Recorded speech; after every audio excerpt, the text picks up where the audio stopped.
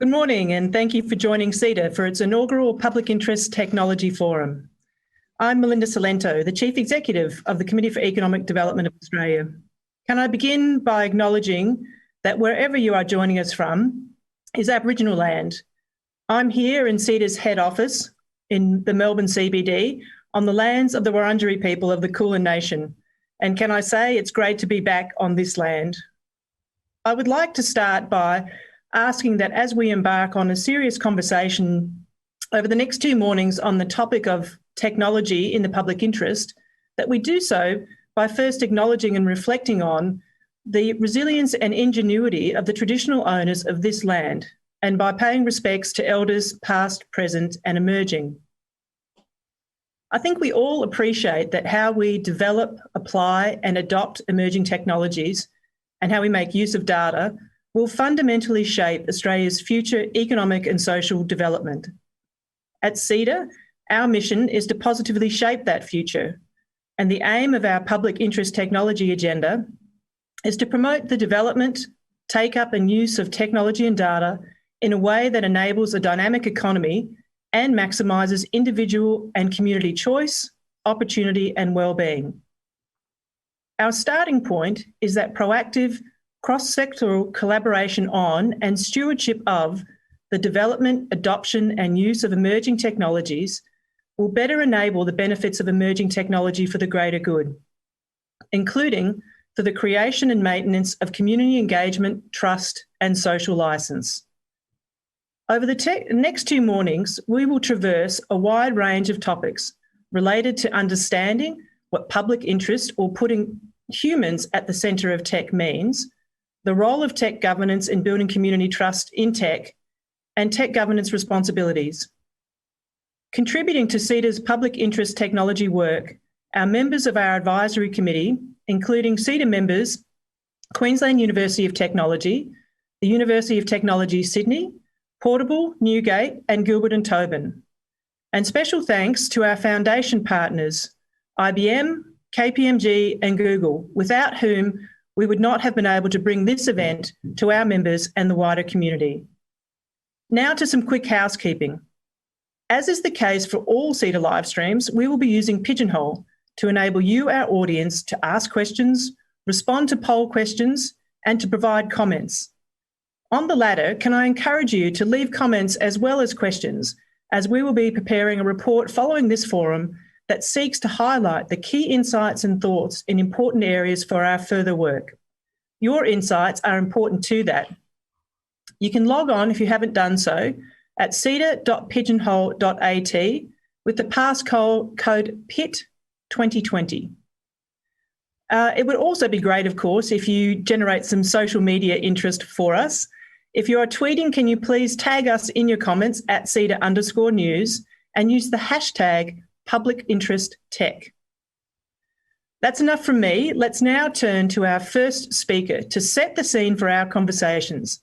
I'm very pleased to welcome from the UK, Hilary Sutcliffe, to open this forum. Hilary runs the not-for-profit SocietyInside, which aims to focus innovation on the values, needs and concerns of people and the health of the planet. She is also co-director of TIGTech, a World Economic Forum supported project exploring the drivers of trust and distrust in technology and technology governance, and she is the author of the TIGTech report, Trust and Tech Governance. Hilary's going to speak for about 10 to 15 minutes and then we'll have time for Q&A. So if you haven't already done so, get your questions rolling in. And with that, it's over to you, Hilary. Thank you and welcome so much to this forum. Thank you very much, Melinda, and hello and good morning to you all from a very dark and slightly cold London. I'm really honoured to be asked to talk to you today, and it's incredibly helpful also, in fact, to give me a night off the wine, which is perhaps a little bit overdue in the last week of lockdown. So thank you very much for all those reasons. So let me talk to you now about TIGTech. I'll just give you a little bit about the project itself. It's basically supported by the World Economic Forum, which basically means they don't give us any money, but I can say that, and people are a bit impressed sometimes, and sometimes people are very unimpressed. But it's funded by Fraunhofer Institute, the Institute for Systems Innovation Research, who's our academic partner, and I'm the director and my co-director, Conrad. And our basic starting point was, well, what would change if the governance of technology, not just the technologies themselves, which is a big conversation, were to consciously and systematically consider the earning of trust, particularly that trust of citizens and those involved in the governance process. Conrad was a bruised veteran of the biotech debate, where, whether we feel it or not, they really felt they tried really hard to have the confidence in both the technology and in the governance, and failed. And he sort of initiated this project thinking, well, what could we do differently? What should we have done better? So in this presentation today, I'm really just going to talk to you about some of the things about trust and distrust that we found in relation to technology. And what we're looking at is 3 ways to help governance be worthy of and earn trust. So I have a little start off with about trust. So what we did with this, we took a helicopter view of trust about psychology, sociology, evolutionary biology, anthropology, political science. It was, a really complicated thing to try and distill what were the key things about trust. And about 8 months in, I sent this email to the team saying, right, it's not me that's going mad. Nobody agrees about trust. All these different disciplines all have their own view about trust. Nobody really agrees. So it was a really distillation of lots of different things. And that's why it took so long. And it was such a nuisance, actually. So one of the things which is surprising is trust makes the world go round. Now, I hadn't really appreciated how many times we make trust decisions in a day. You think of all the trust decisions we make. Every time we buy something, we download something. Melinda's trusting me to not make an absolute cock-up of this presentation. She has no idea whether I am or not, but she's trusting that I am. But many of those show a sort of implicit trust in governance, that somebody's on the ball to make sure this product is safe, or they've sorted the privacy, or the voting is fair, or all those types of things, that organic means organic. So we have this implicit trust in governance that we probably don't even consciously know we have. But also, if you trust, if you are trusted, you collaborate and you cooperate and you comply. If you distrust, you do the opposite. You block, you don't cooperate. And I think for institutions and organizations, particularly we're looking here at governance institutions, and that's mainly regulators, not necessarily business, but also those multi-stakeholder governance initiatives and those types of things we have a lot in the digital area. Trust in those organizations just helps them get on with their jobs. And that's what happened with GM. When there was no trust, they really can't actually innovate. They can't respond quickly to changing circumstances. And it's sort of brings things to a grinding halt. So let's give you a few more little things about trust. Trust is mainly about expectations fulfilled. So, you don't distrust your plumber because they can't mend your computer. You don't distrust your energy regulator because they didn't regulate the banks properly. It's quite confined in some ways, although a general distrust does infect trust in all sorts of institutions. But also trust feeds on trust. So if you trust people, you trust them next time. You're more likely to just not really think about the trust and distrust, and really allows you to get on with your life. And distrust, it feeds on distrust in the same way. There is a sort of a feeling that trust is, hard won but lost in an instant.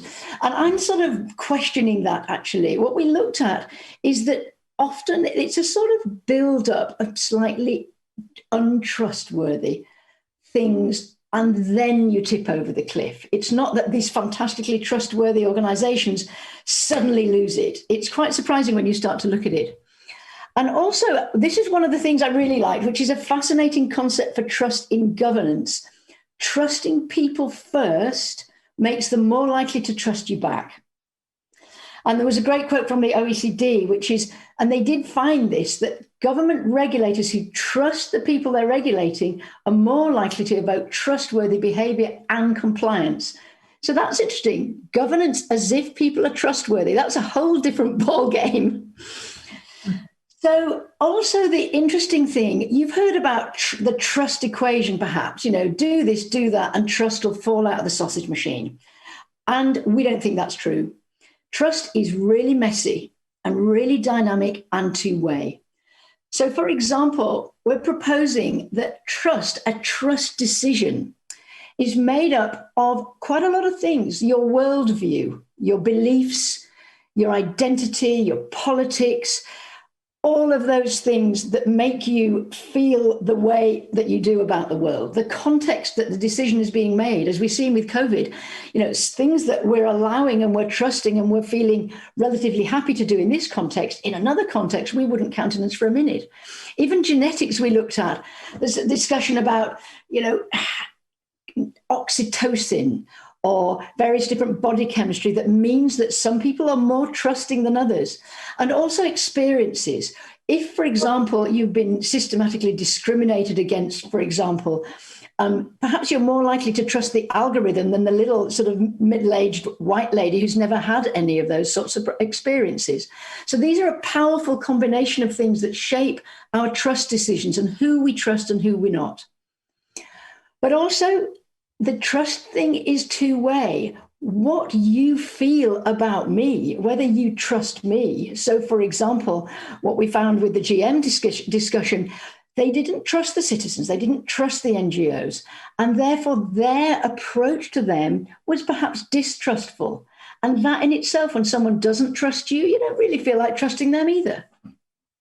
So one of the things about this, which is, well, thanks, Hilary, this is a really messy, we had a nice equation and now you're telling me it's all messy and complicated. So how helpful is that? But actually, I think it really helps to know that trust is granular. And we're looking at things now like anti-vax, and we're looking at, as we saw with the US election. And when you start to pick all these things apart, these are really complicated things. And that also helps us deal and, be more empathetic and be more aware of those decisions we have to make. And also trust, we find it a bit like love and happiness. The more doggedly you pursue it, trust me, like love me, it's like, oh, well, no, actually. But the more elusive it becomes. So then what do we do then? It's all very well saying it's not this and you can't do that and you can't do that. We started, and in fact, we ended with this great, quite well known in the UK, but I think brilliant homily about trust. How can we restore trust is the question on everybody's lips. Well, the answer is pretty obvious. First, be trustworthy, and then provide good evidence that you're trustworthy. And you sort of think, oh, yeah, well, yeah, okay, let's go there then. So what we're looking at with this is, if we're going to be trustworthy and we're going to provide good evidence of trustworthiness, what do we do? And we're looking here at tech governance. So we're starting with, let's just avoid distrust. Let's not do something really, really stupid. And I think from a governance point of view, I wish I'd thought of this. PA Consulting came up with this great report called Rethinking Regulators. And this concept of regulators and governance, from watchdogs of industry to champions of the public. And I really like that phrase. So here's what the 4 things we found that citizens didn't trust governance. They trust governance when it works, which is pretty obvious, actually. They trust it when it's standing up for the public interest. They trust it when they can see that laws are being created and enforced, and they can see that perpetrators are punished and breaches are published. And there's some great stats about how if you publish all the breaches, then actually people trust you quite a lot more than if you only publish a few of them. But from our world of digital tech, this is really tricky. This is really tricky when the speed of innovation is such that you're always in catch-up.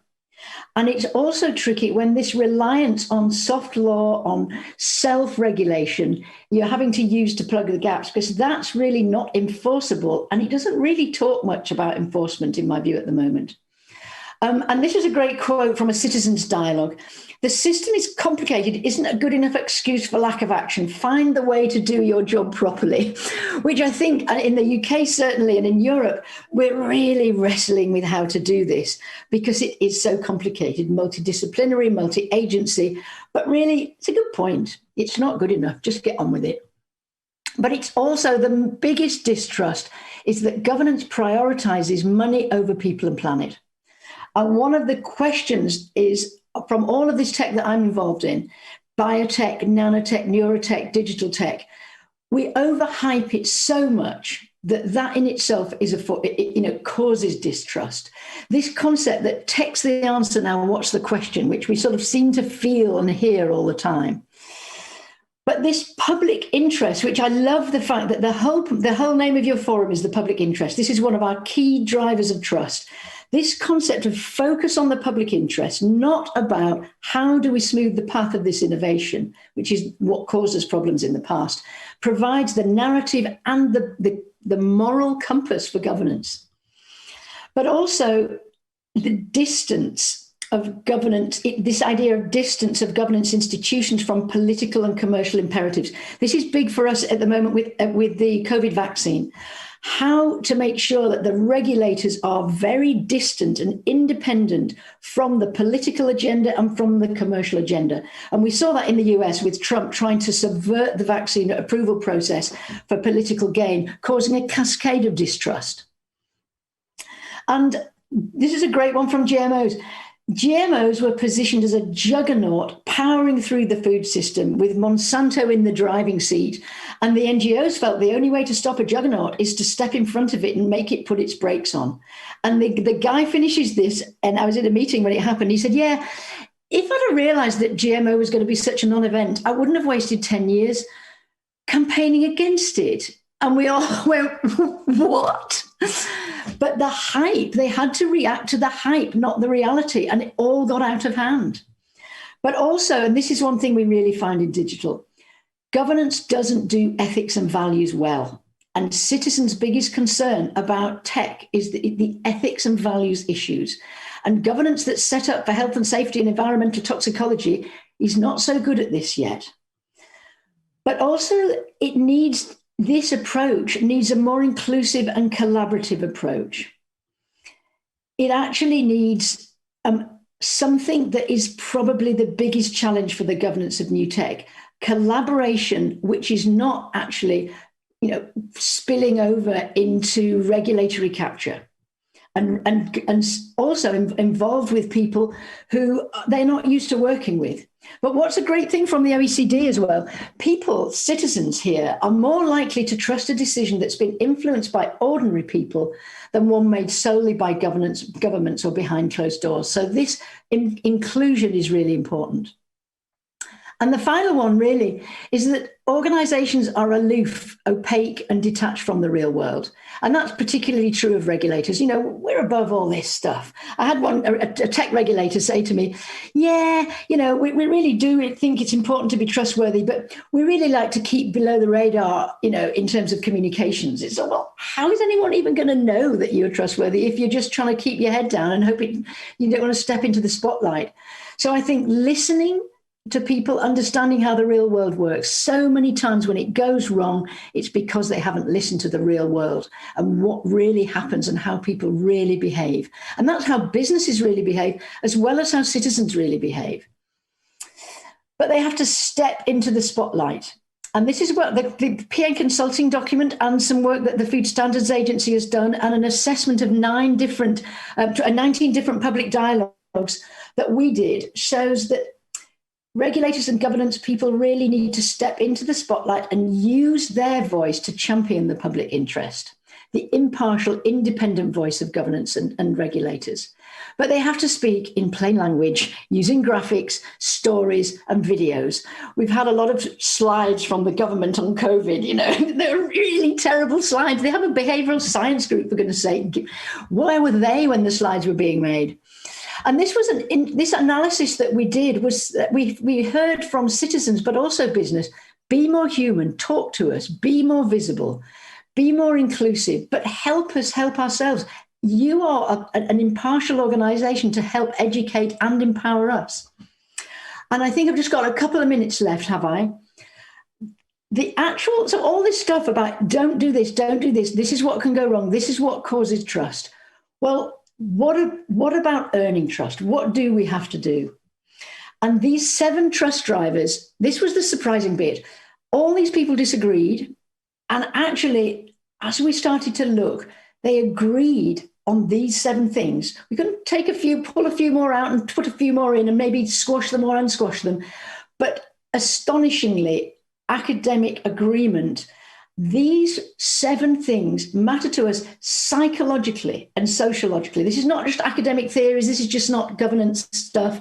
This is what makes our societies work. And it's quite a powerful and interesting concept. So if you're looking at these things, I'm calling it trust watch. Every time you open the paper, when somebody does something wrong, when somebody does something right, these trust drivers are here. And here are just to look at them in a big picture, because we haven't got too long. The public interest upheld through purpose, process, delivery, and outcomes is the central thing, because there are such competing interests. That might be NGOs, civil society groups, citizens, politicians, businesses, and this public interest focus is central. And so congratulations to you guys for really taking that focus. Competence, the great OECD thing saying, look, good intent is all very well, but if you're useless, really, that's not going to cut it either. But about predictability and reliability. Respect. Now, for me, respect means being nice to your parents and, respect your elders. So I was not really ready to take on respect, but almost the whole thing could be about respect, seeing each other as equals, listening to and taking seriously concerns. If I had one overwhelming point about the whole of our project, it's the importance of listening and taking seriously the people whose opinion you don't really value. They're the ones that is going to catch you out. Being open and transparent, we hear about that, but this is a sociological, psychological thing. This works. Integrity, we're covering here about honesty, but about accountability, impartiality, independence, all of this sort of integrity as part of governance is essential. Fairness is very much enshrined in this equality in governance, equality in process, equality in application, equality in outcomes and enforcement, because fairness is a really important thing. Even when we're little, it's not fair. Everybody feels fairness quite viscerally. And inclusion is hugely important. Inclusion being collaborative and including and involving others.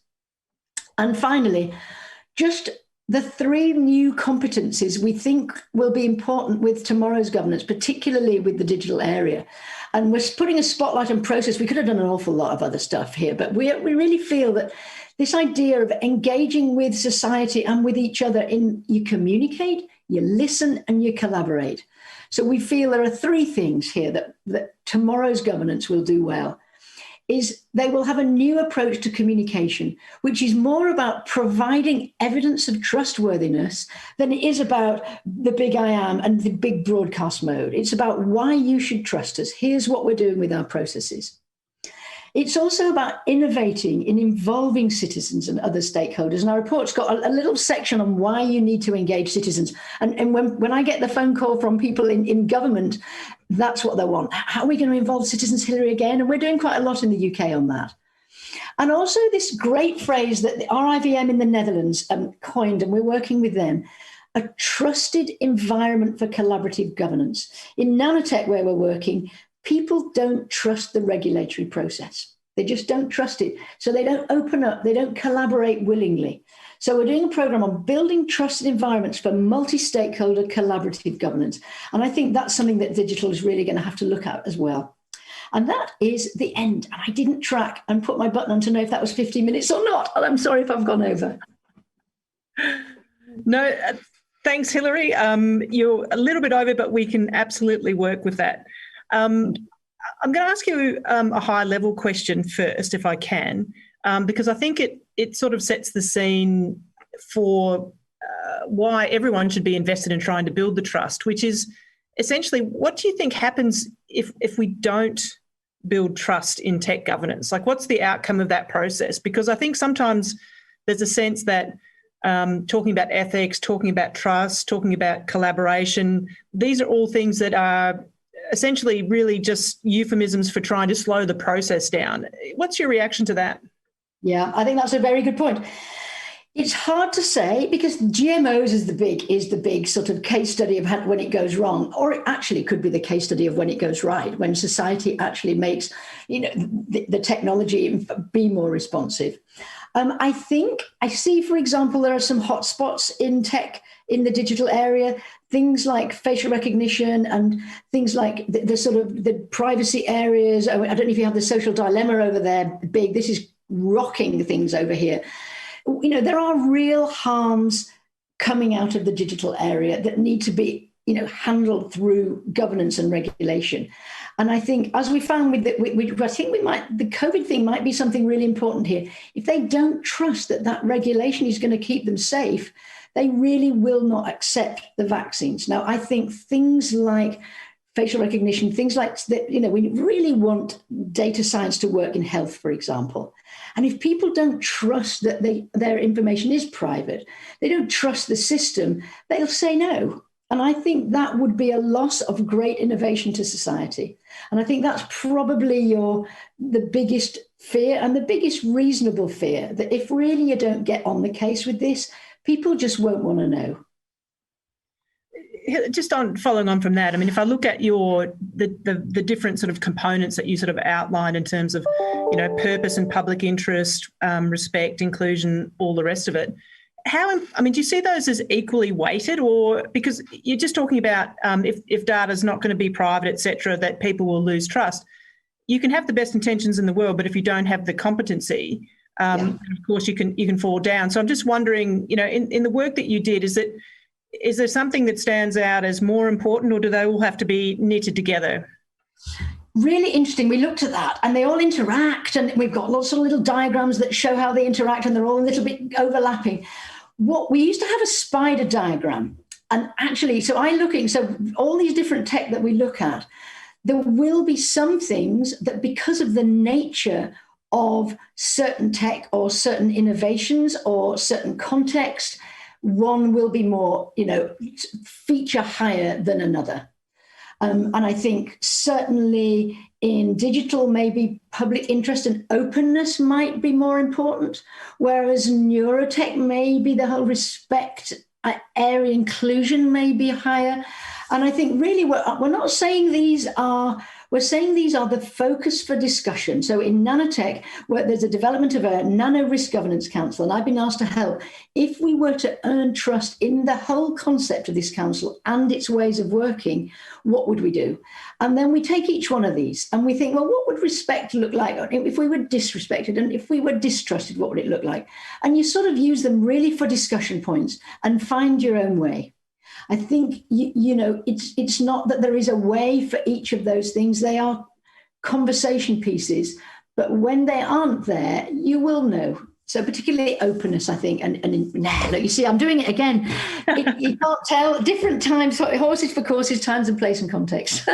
Well, I think it segues nicely into a question that we've got from the audience, with a question from Sharon, who firstly makes the observation that it's been a fascinating presentation from you, so much in it and so many challenges, but essentially where to start. And I think if I go right back to your comments at the beginning, where, you know, the way we all build trust reflects, or what we trust or how we trust reflects so many different variables. So I think one of the things the audience is sort of interested in is where do you start with this process? And just before you answer that, I should also tell you that in our poll questions, there's some very diverse views around who's responsible for sort of building trust ultimately, and about 20% are saying it's government, but 40% are saying it's users of tech, including business. So, you know, how do you see that, and where should those different groups get started? There's a big question for you.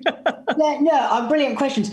I mean, so this was focused on governance in terms of regulators. Now, I've been doing 20 years of sort of responsible innovation for companies. So obviously, everybody has got to play their own part, and in fact, including citizens. We're looking at how to educate ourselves to sort of see fake news, or to question what information we're receiving. So I think we all have to play our part. There's a feeling really that it has got to start with businesses. You know, we call it, I don't know what, sustainable by design, safe by design, privacy by design, whatever it is by design. But you guys in business, it really starts with you having a public interest focus, not just feeling there is a right to make money and, you know, that tramples everything else. And that's constrained by incentives, by investment, by all sorts of other incentives. But that's where we see a lot of tech for good approaches really helping. And then there is the role of government. Now, the role of government is an incentivizer, the role of government is a constrainer. And governance is not all about constraint. Governance is about energizing and moving forward innovation. So I think there is no one place to start. If you're saying from our presentation, where would we start? I would start with the 4 drivers of distrust, and then look at the trust drivers to find out how then do we show an evidence of our own trustworthiness and avoid those things in the distrust category. Excuse me. We've got a question here from someone who's sort of just reflecting on a lot of the comments you've made around how people see government regulators, the trust they have in them or not. And the question is really about where does your evidence come from, and have you done, where's the research and all the rest of it? That's also a big question. And if you want to, I can give you the easy out and say, we're happy to put some things on the website afterwards. But if you want to address it now, you can. Sure. There was 3 things. There's not been much done in trust in governance. So there wasn't a huge body like there is of responsible research and innovation. We have an academic partner, Fraunhofer Institute of Innovation Systems Research, and there is an academic anchor document that will be on our website that they haven't finished yet. And we also did a wide consultation. That's really my modus operandi, talking to regulators, talking to NGOs, talking to business, talking to government people. So it was a mixture of academic, my own reading of grey literature and academic literature, and talking to 110 different people. So all of those, and more than that in terms of conferences and events and things that we held. So, it's been reasonably comprehensive for a very small, not very expensive project. So I've got a question from Russell Yardley, who's watching us. And I think it's a really good one, actually, because his focus is on how do you empower citizens to be involved, to investigate what others and what systems know about them. And I think this is really interesting because I guess there's a lot of anecdotes out there about people quite freely giving up their data, if you like, and not being as cognizant as you might in terms of information they put on Facebook, for instance. So how do you see the sort of citizens' empowerment and bringing them into this conversation in a way where they think their voice is impactful? So there's a little part in the report about that. This is, again, for governance, why governance should engage and empower citizens. So there's 2 reasons. I mean, part of that question there, which is help us help ourselves. I made a really embarrassing thing in Davos where I said to somebody that I wasn't actually that worried about my data a couple of years ago. And this guy looked at me with horror, but I didn't know. How am I ever supposed to know that I shouldn't even do that? So I think there is a role for empowerment and engagement by government, by regulators about what the implications are. They in turn need to listen to academics and business and people who are sort of giving these early warnings. But also I think it's not just about listening to citizens as such. It's about citizens shaping the governance, citizens saying to companies and to governments, we don't want this way, sort this out. We're finding this with privacy a little bit, because citizens probably are the most powerful of all. Government are terrified of citizens. Businesses are terrified of citizens. The whole thing of responsible research and innovation, 70 million euros, is that citizens are going to kick off and it's all going to go wrong and we don't know what to do about it. So I would say, go and empower citizens, actually, because at least things might change then if we all sort of stand up for ourselves a bit more and feel empowered, but also are given the knowledge and the information to help us make the right choices about what to campaign for example. And just to follow up on that, I mean, I think... what sort of competency, is this a sort of citizens just coming and sort of explaining what bothers them? Because I think there's a sense that how do citizens keep up with the pace of change themselves and what technology is capable of? So how do we bridge that gap, and whose responsibility do you think that is? Well, that's back to that little 3-node diagram I had. There is a communications job to be done from all types of institutions. there is a listening job to be done. And, there's a couple of resources in the report which shows there's all sorts of ways of doing dialogue. We've had digital citizens' assemblies in the UK. I don't know if you're a fan of citizens' assemblies, they're the flavour of the month at the moment, where citizens are talking about digital health, for example, what they want and what they don't want. And then there's the co-creation side of things, the collaboration. And these are really more collaborative approaches and longer term things. So with patient groups, for example, where the actual digital products are developed hand in hand with citizens. So I think there's all sorts of different ways of engaging and involving citizens with all sorts of different methodologies. But it's this idea of putting, as you've said earlier, citizens at the heart of this, actually driving it, rather than this slightly, we call it, the sort of idea that sort of citizens are sort of an afterthought. Oh God, we got to tell them about it or else they're all going to not trust us. There goes the road to distrust. So inclusion is genuinely important. People feel included, they trust something more. And also if they see that what they are trusting, people are making the effort and have the competency, they are more likely to trust you. So I think there's a lot to be done in the whole area of engaging citizens.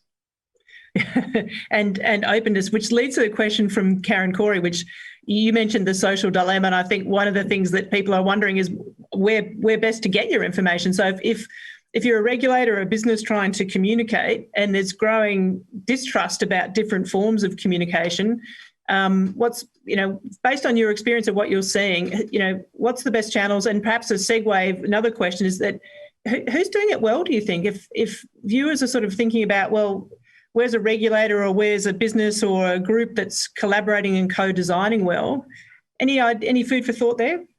Yeah. So, I mean, again, unfortunately, I'm so much more familiar with the UK and Europe, but I like Kahneman's quote, which says, don't try and persuade, understand the source of resistance and address that.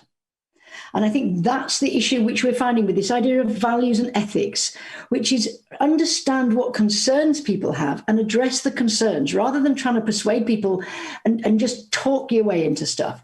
And in our launch, I'm having a launch on the 11th of December in the UK. And speaking at that is our Food Standards Agency, which is Britain's most trusted regulator. And we had a real problem in the UK with mad cow disease and with a couple of really nasty food scandals. And the trust in the whole system of food governance just went out of the window. And they were invented on the back of that. So right from the beginning they were invented to be open.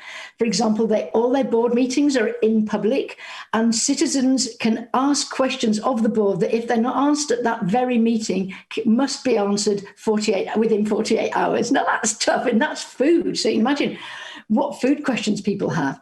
They have a risk assessment process that's very inclusive. They have lots of work. We've just done some work they've just done some work on new technologies and food, really gauging people's views on what they like, what they don't like, what they're excited about, what they're not. Not people as experts. You're not engaging people as experts. You're engaging them as citizens. So they are experts as a citizen.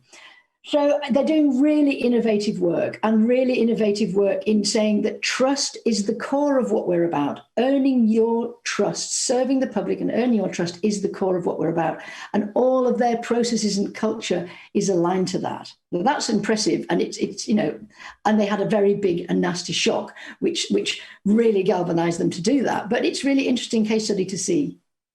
Yeah, thanks for that. That's a fantastic example and a really good one to sort of finish off our conversation on, Hilary. It's gone incredibly quickly. We'll make sure we keep up with the information that's coming out from TIGTech.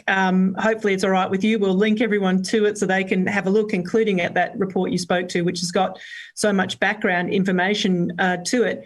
I think we're sort of at a really interesting point, particularly in Australia in that trust equation.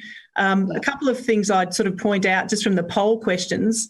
So firstly, we asked people whether or not they thought technology in Australia is being designed, developed and used in the public interest. I probably gave them an easy out, if you like, because I included that option sometimes. Not surprisingly, most have gravitated to sometimes. But nonetheless, 67% of the audience is saying that sometimes that's there. Only a third are saying rarely. No one says never. So that's a good thing. So there's room to improve, but I think that's maybe not a bad foundation for starting the conversation a bit more overtly.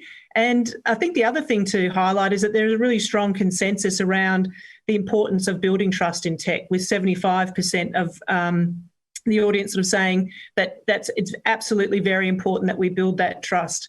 At the moment in Australia, I think because of how COVID's been handled, we're probably seeing higher levels of trust in government here than we have for a while. So maybe that too is a good foundation. And if we can spread that to government broadly and thinking about how we engage with regulators, there's fruitful ground there. Hilary, Sutcliffe, thank you so much for joining us this morning. It's late your time. We really appreciate it. And perhaps you still have time to just have a quick glass of wine before bed. Absolutely. Thank you very much indeed. I'll finish with one thing. We've been really told it's not about building trust, it's about earning trust. Trust is bestowed upon you rather than sort of built, which is interesting, which my house of cards rather ruins my house of cards analogy, but it's earning it. It's earning it rather than just building it. That's what we've been told. Yeah, fantastic. Thank you again, Hilary, and I'm sure we'll be in touch and hopefully get you on a CEDA stage again in the future. Really appreciate it a great deal. Thank you very much indeed for having me. So let's change gears a little bit and move on to again, a really big topic that we're going to try to unpack a little bit in the next half hour or so. Today, our critical infrastructure is increasingly enabled by technology. What we think of as critical infrastructure is also changing, particularly in light of COVID. Many of you are likely well aware of the Australian government's exposure draft of the Security Legislation Amendment, the Critical Infrastructure Bill, which proposes to substantially broaden the application of the Security Critical Infrastructure Act to new classes of infrastructure and sectors, including communications, data storage and processing, among others. Helping to understand and unpack the importance of digital security and reliability to public trust and interest, the role of cybersecurity in the community, and the critical issues of national versus public interest and whether there's any tension there, is Michelle Price, the CEO of AustCyber. Michelle's going to speak for around 10 minutes and we'll move to Q&A there. Again, if you haven't logged into Pigeonhole, please do so. And our Twitter handle, Public Interest Tech. Over to you, Michelle. Thanks, Melinda, and it's great to be with everyone today. What a time to be talking about this kind of a topic and set of topics. It was a fantastic presentation from Hilary. I loved listening to every word of it. And what I'm going to do is actually kind of spin off from what Hilary was saying. So just to set the scene, AustCyber published a digital trust report in July of this year. We included a whole section within the report around the impacts of COVID. We've heard so much now about just how much digital uptake there was in that first 2 months of lockdown, not just in Australia, but around the world. And what we pulled together was a report that was able to demonstrate just how much value is now at stake within the Australian economy. It's the first time that such a set of data has come about to be able to look at what is this issue of trust, as Hilary pointed to. It's very complex. And how does it apply to the digital domain? And what we purport, and so many others do as well across the economy now, is that we don't have a digital economy. We don't have a physical economy. What we now have is very squarely a hybrid situation, so referred to in different technology industries as a cyber-physical economy, which means basically that everything that we do within the physical world has implications for the digital world and vice versa, which is why cybersecurity has become such a hot topic over the past 12 months. Within the cybersecurity industry globally, we would have liked to have thought that cybersecurity was a much, much bigger topic and a much bigger area of focus and concern for organisations across the global economy. Well, I think the pandemic has proven that it wasn't so much an area of focus until we arrived at the situation we did in March and April earlier this year. And so in the Australian economy right now, what we have is a situation where digital activity is now contributing over $426 billion in productivity and GDP to our economy every year. What that actually means is that it's converting to now $1 trillion of gross economic output. Just let that sink in for a moment. Every year, $1 trillion worth of gross economic output is happening within our economy. What that means in hard terms, which most politicians like us to talk about these days, certainly they are, that equates to 1 in 6 jobs being discretely related to digital activity within our economy. These are huge figures compared to where Australia was even only sort of 3 to 5 years ago. So it's a huge prize that is at stake. It's a huge amount of effort to grow from there, which is what we do need to do. But if we were to have a 4-week disruption to the digital activity within our economy, it would cost us around about $30 billion, which is 1.5% of GDP for just 4 weeks. But what that would cause at the very top of the tree is a shedding of 163,000 jobs for every 4 weeks that disruption occurs. So it's quite significant. It's actually the equivalent to around about 2/3 of the annual defence budget. So when you start to think through all of these implications, we're now intrinsically tied to how much we do trust all of that digital infrastructure. And in Melinda's opening, of course, she referred to the biggest, I guess, regulatory set of reforms that we will see in this country to date around how we do protect, from a cybersecurity point of view, the digital infrastructure that is considered to be critical to the running of the country. So it's not just about the running of the economy, but it's now also how we actually run our society. So these are really, really big things. And what I would like to do is just flip a little bit on that and say that I'm going to put out a really controversial statement for all of the economists in the audience. I'm an economist too. We are sleepwalking into convergence. So I'll let that sink in for just a moment. Sleepwalking into convergence, which means that public interest technology is actually at the very core of what's at stake within our sense of trust within digital technologies. If we are sleepwalking into convergence, what are we talking about? We have so much technological convergence going on, and it's actually because of the way in which we are applying as humans in this really rapidly fast-paced world we now have. We're applying technologies all over the place, the same technologies in different ways, but also emerging technologies in ways that we actually really hadn't thought of when those technologies are in the lab. So out in the wild, there is rampant amounts of convergence going on, and we are sleepwalking into that.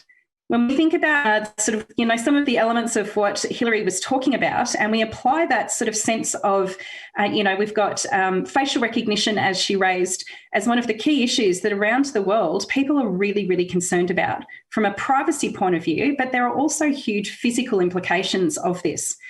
Now, it's not actually just about those things. What if you take for a moment, which is actually physically happening right now, this is not science fiction, I assure you, deep fakes being used in place of physical human facial recognition. So your face being used as a deep fake without you knowing about it to be able to validate and verify who you are and apply it to a whole range of different circumstances. This is not science fiction. It is happening now. It's one element of the very, very broad landscape around disinformation that we've come to know is actually about the trust of information that's not true.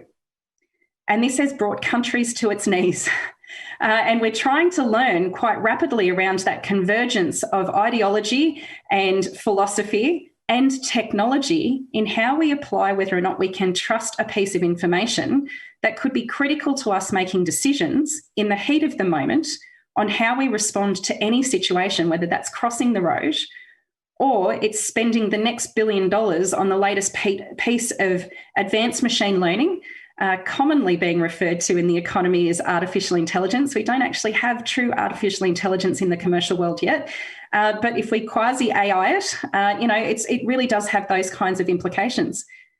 So all of these things are actually the new frontier of foreign interference, of the Cold War 2.0, but they're also the new frontier of how we can create huge amounts of new value and opportunity for our communities and for the economy. So for every upside, there is a downside, but for every downside, there's several upsides as well. So when we come to this critical infrastructure legislation, which is all about, in its framing, trying to improve the trust and the assurance that we have in our critical infrastructures within the economy, Can we trust the way in which governments are actually regulating intangibles? Because as much as it is broadening the way in which we define critical infrastructure, Melinda in her opening pointed to the really critical factor in this. By defining communications in that ICT way of communications and data storage as being critical to the running of the economy, I think that we would all agree that it is now. Data is the oil, it's the gold, whatever you want to apply to it. Well, that's everywhere. So every single sector of the economy is actually going to be affected by this legislation. It's really, really significant. Are we sleepwalking into convergence? How does that impact the trust? And how does it impact public interest around those technologies? And can the technologies themselves be treated as public interest if what we're trying to achieve here is a more open, transparent and fair society, one part of which is the economy? So I'd sort of say here that as I wrap up, I know that we're coming close to time, but to Hilary's really good point that she made at the very, very end before she did that awesome mic drop and headed off into her night, it's not about building. I would say that actually we need to insert the word in here, resilience. Our trust needs to become quite resilient if we are to make the right choices, and the choices to be right are highly, highly contextual. Every context is different because all of us humans are different. The deep fakes actually haven't picked that bit up yet. We're very different. But if we're not going to sleepwalk into this convergence, if we are going to start to collectively have a greater understanding about why we are using technologies in the way that we are, and to have a broader sense of consciousness around it so that we can have public interest at the heart of this, then resilience in trust is going to be really key, because we will continue to make mistakes. There's no two ways about that. We will make mistakes because when we face a world, for a moment, think about this, fast forward.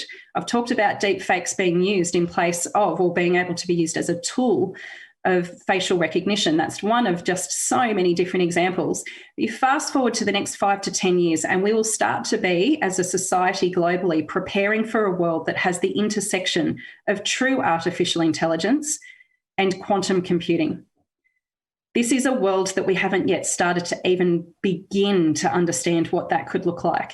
And the security implications of that are going to be enormous. And this is why there is such an arms race around quantum computing. And the work that Australia is doing in this space is very, very important, because there will only be a moment in time where we get to make those choices around how we want to use and apply, from an ethics, values, and trust perspective, those technologies that also assures security.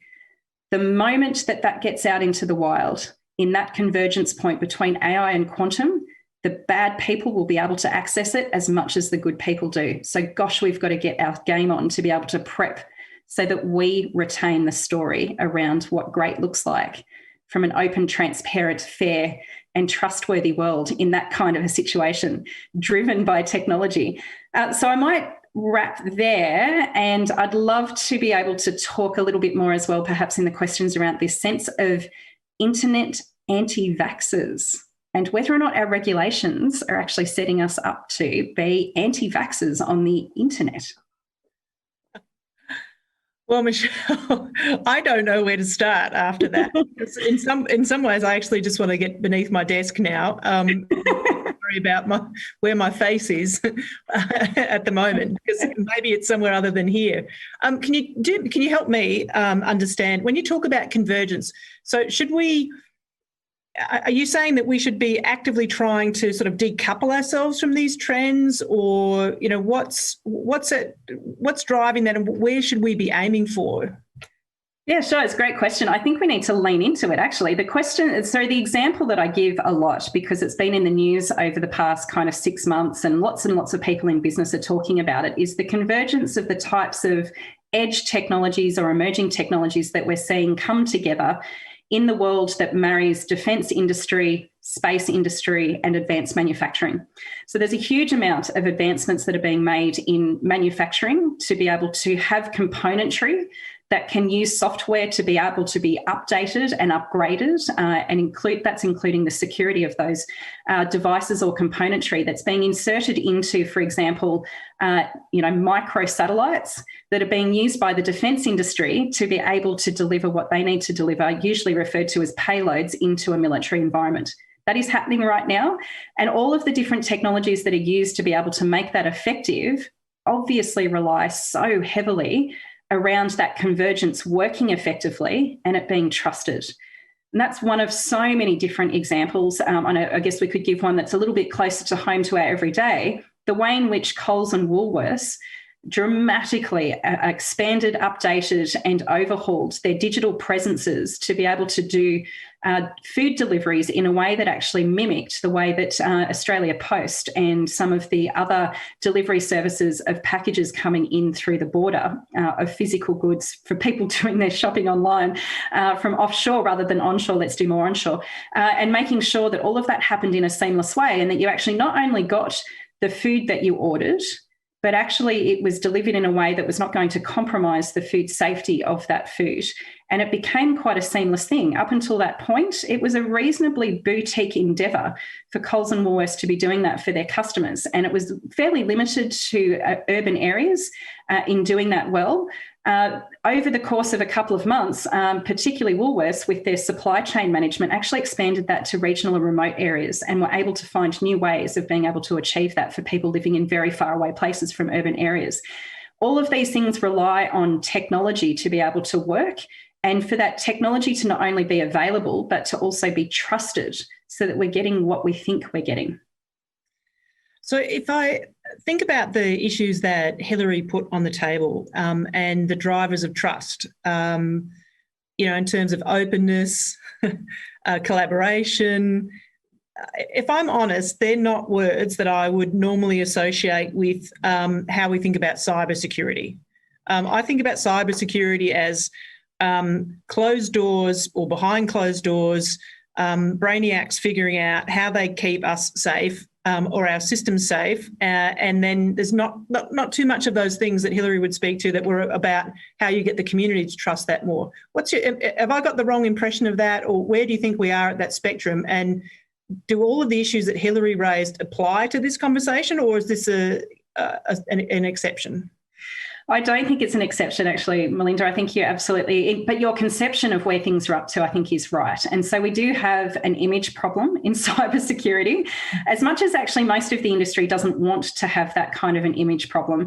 We're working pretty hard at the moment as an industry in Australia to kind of bring down that kind of mystique and those walls of, it's kind of a quasi schizophrenic relationship between trust and distrust. It kind of has to be behind closed doors with very important and very, very intelligent people solving these really complex problems, and that we kind of trust that they will deal with the complexity and then pop out when it's needed to if we have to explain something.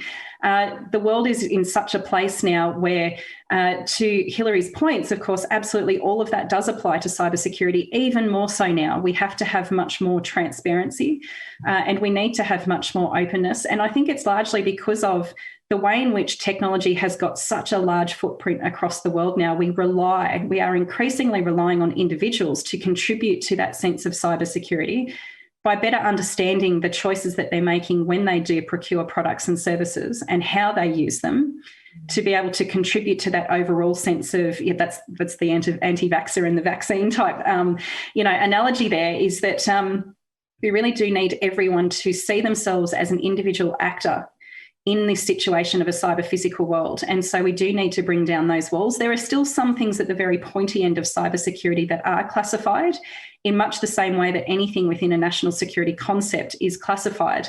But we're seeing less and less and less of the cybersecurity world being classified, because it's now well recognised across the world that that's really just the very pointy end of the intelligence and national security equation. And the rest of it has really opened up to the economy and the broader community.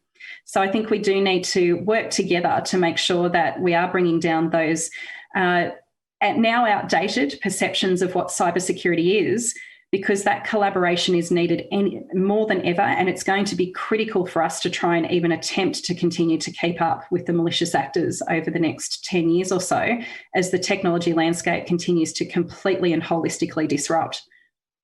So I'm going to ask you one more question, and then I'm going to let you talk to me about anti-vaxxers, internet anti-vaxxers. But, you know, I think one of the challenges, or certainly a challenge that I would perceive, is that so much, a lot of the IP that is used and the technology that we use in Australia and in the businesses around the country is actually imported. And so you talked about that sort of decision-making process. How easy is it for people making decisions here to understand what the cybersecurity implications are, particularly when you're talking about the intersection of technologies? And, you know, how far do we have to go there, and what are the steps that business should be taking? It is really hard. There's no two ways about it. We're not making it easy for ourselves as a country at the moment, but we can take a little bit of heart in the sense that it's not easy for most countries. I would say that the size of Australia's population means that we absolutely can wrap our arms around this in much the same way as countries that we famously look to around who does digital well, like Estonia. Our sort of burning platform in Australia is very different to Estonia.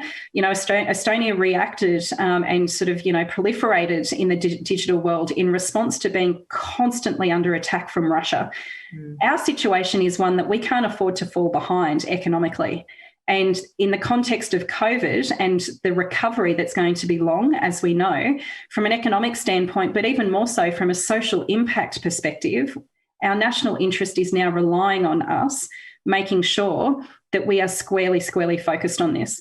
And so, you know, I think that, you know, the key thing in all of this is making sure that as we go forward in recovery, recognising that a lot of new jobs and a lot of new wealth and productivity in those three kind of conceptions are going to come from industries that are relying on emerging technologies.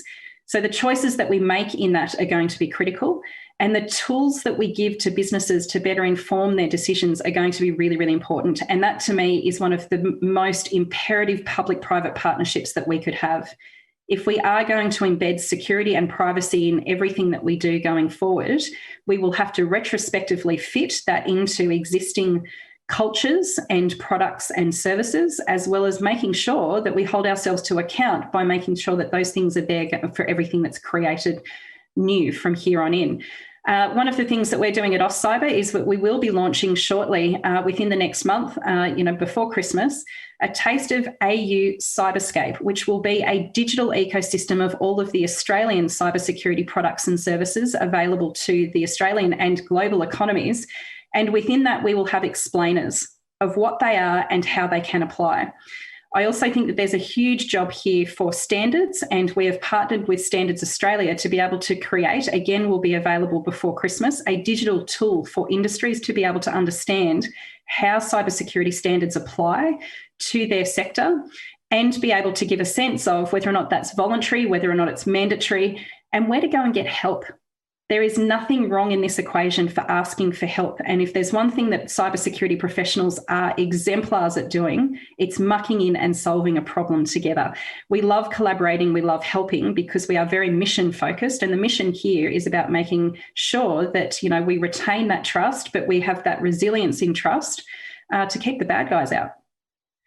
Yeah, I think that that ask for help, and it really is a great observation, and I think really pleasing to hear about the new tools and information that you're going to be putting out there, because I suspect, Michelle, that when a lot of businesses saw the draft legislation, that they were sort of overwhelmed by the idea of where they now sit in this space, I guess, as critical infrastructure. And it's been, I mean, it has been an interesting sort of fallout from COVID that so many businesses that saw themselves as a grocery store is now seen as, you know, part of this critical infrastructure, if you like, in the same way that Aussie Post clearly now is. So I think, I guess I'm asking you what your message is for those businesses that are sort of looking at this and thinking they're now going to be inundated with a whole bunch of responsibilities and obligations that they probably never saw themselves having, and how they grapple with that. Yeah, it is. I think it's natural for businesses at this juncture to be fearful. If they thought that things were strange and, we had every reason to be fearful during COVID around survival.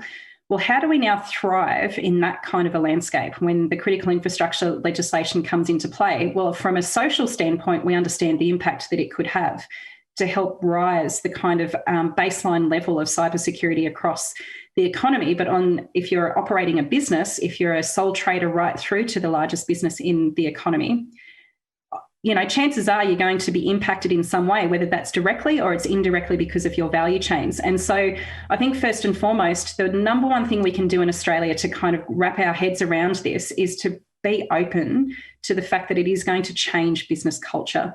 If we have an open mind to that, I think it will make sure that we are ready to let go of outdated business models and outdated ways of doing business around whether it's a product and or service that we're offering or a set of products and services that we're offering into the economy.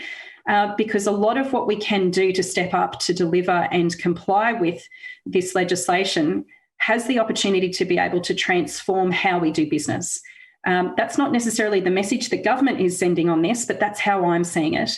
And there's a huge amount of resource that is available to the economy to be able to do that effectively. And so part of it is making good choices around the technologies that we use, but it's actually then how you actually apply those within your business context and how that can offer greater benefits to your customers, most importantly, but also to your partners, your suppliers, and everyone in between. So it can be an enormous task if you've got a lot of legacy within your system. So we need to also then, the second point is see the cost that comes with applying the legislation as an investment in the future of your business. Because not only are you making your business more cyber resilient, you're also transforming the business model of your business and the ways of doing your business into a more robust and future-ready kind of organisation that can then move into the world that I painted before, where we have the convergence of AI and quantum coming along. Now, that's not going to transform our economy overnight. There will be a long tail. It's okay. We've got time, but we need to start moving towards that now. So let's see this legislation as an opportunity to start thinking about that. And I think, for me, one of the things that I'm most passionate about in small business is how we can reduce transaction cost. It's the transaction cost of regulation that often weighs businesses down and either sends them in a different direction entirely, which could be out of business altogether, or standing firm and saying, I don't need to change. We all do need to change now. It's how open we are to that. So let's try and do it in the most cost-effective way, not the most cost-efficient way, because if we're effective, it's an investment in being efficient for tomorrow. It's easy for me to say that, but I do come from a long line of running small businesses. I really genuinely do understand how hard it is. But equally, it's really hard for big business too. So we can collaborate on this. I think there's so much in there that we could unpack, and we'll come back another day and have a conversation around the first question that I've written down, which is where are the skills in Australia for this? But I'm conscious that we've got 3 minutes, and I do need to give you an opportunity to talk about internet anti-vaxxers. Yeah, so this concept, thank you so much for that. The concept of internet anti-vaxxers, so it comes from ethical hackers, who are the people who are constantly scrounging around the internet trying to find vulnerabilities in our digital infrastructures. And they do such a great job of being able to point out where there are vulnerabilities in software, in physical infrastructure that uses software, but also in applications, so the apps that you've got on your phones and on your desktops and all of that kind of stuff. And there's sometimes those kinds of programs are referred to as bug bounty programs. Where are the bugs within your system? They are absolutely the people that are doing the job behind the scenes that all of us need to happen.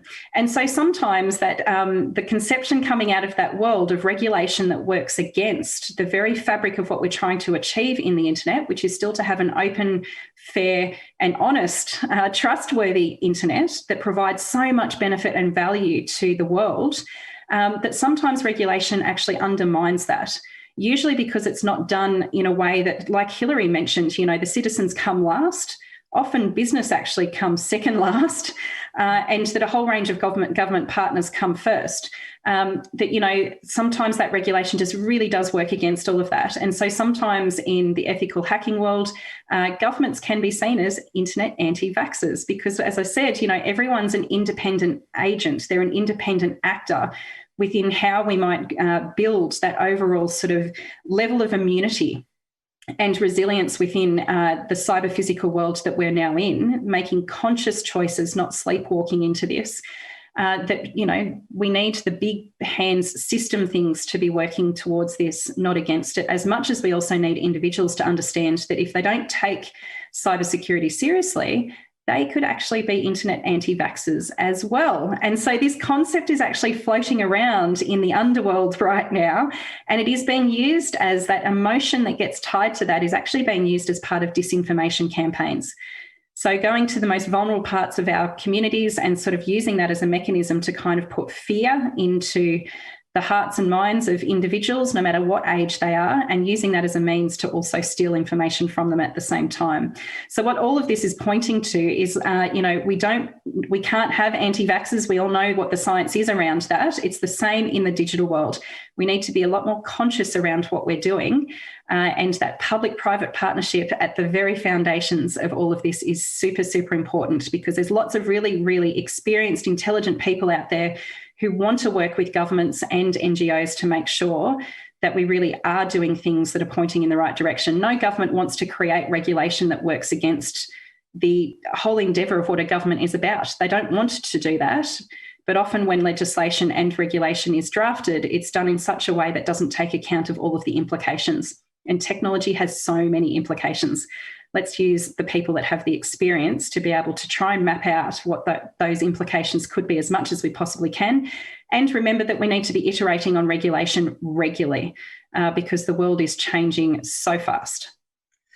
Well, that's a fantastic point to finish off on, Michelle. I'm going to get back to you at some stage and get you to write a blog for us or something to help fill in some gaps for us. And just, you know, so you're aware, we've got a really great session tomorrow talking about exactly this point on regulation and how we get to a better place, I think, in terms of getting ahead of some of the future trends rather than doing exactly what you just described in terms of regulation that's not reflecting all of the various impacts and potential implications.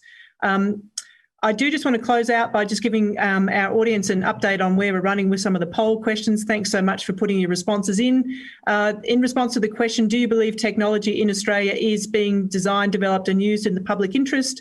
69% saying sometimes and 32% saying rarely. Nothing in the always or nothing in never, so maybe that's not too bad. How important is building greater trust in tech governance? 85% saying very important, 15% somewhat important, luckily no one saying unimportant. And who is most responsible for building trust in emerging technologies? 27% are saying government and regulations, 36% saying technologists and developers, and 36% saying the tech users, i.e. business. No one thinks that researchers and academics have any responsibility at all, which will make for some interesting conversations later on this morning. Thank you so much for joining us, Michelle. Thank you to the audience. We've got a short break. We'll be kicking off again at 10:50 with Ed Santo from the Human Rights Commission and Matt Beard from the Ethics Centre. Thank you so much.